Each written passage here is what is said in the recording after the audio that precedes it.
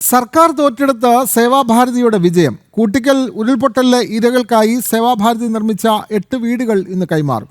വീടുകളുടെ സമർപ്പണം കേരള ഗവർണർ വിശ്വനാഥ് അർലേക്കർ നിർവഹിക്കും. സേവാഭാരതിയുടെ തലചായ്ക്കാൻ ഒരിടം പദ്ധതിയുടെ ഭാഗമായാണ് വീടുകൾ നിർമ്മിച്ചു നൽകുന്നത്. 2021 ഒക്ടോബർ 16 കൂട്ടിക്കൽ കൊക്കയാർ പ്രദേശങ്ങളിലുണ്ടായ ഉരുൾപൊട്ടലിനു ശേഷം സർക്കാർ നൽകിയ പുനരധിവാസ വാഗ്ദാനങ്ങളിൽ ദുരന്തബാധിതർ വിശ്വാസമർപ്പിച്ചിരുന്നു. എന്നാൽ നടപടികൾ വൈകുകയും അർഹരായ പലർക്കും നീതി നിഷേധിക്കപ്പെടുകയും ചെയ്തതോടെ സേവാഭാരതി തുണയായി. ആ തുണയാണ് ഇന്ന് യാഥാർത്ഥ്യമായിരിക്കുന്നത്.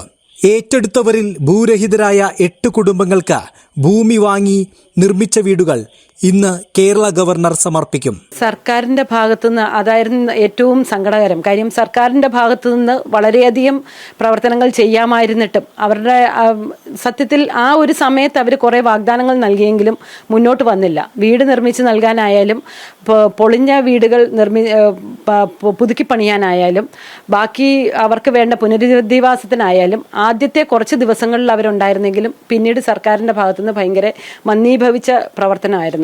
അതുകൊണ്ട് തന്നെ നമ്മൾക്ക് കൂടുതൽ മുന്നോട്ട് നിന്ന് പ്രവർത്തിക്കേണ്ടി വന്നിട്ടുണ്ട്. ഭൂമിയുണ്ടായിരുന്ന 4 കുടുംബങ്ങൾക്ക് നേരത്തെ വീട് നിർമ്മിച്ചു നൽകിയിരുന്നു.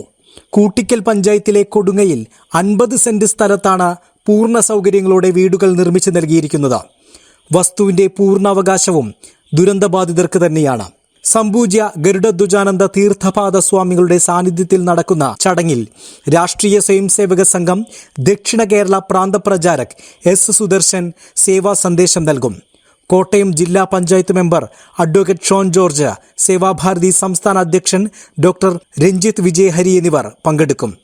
ജനം, കോട്ടയം.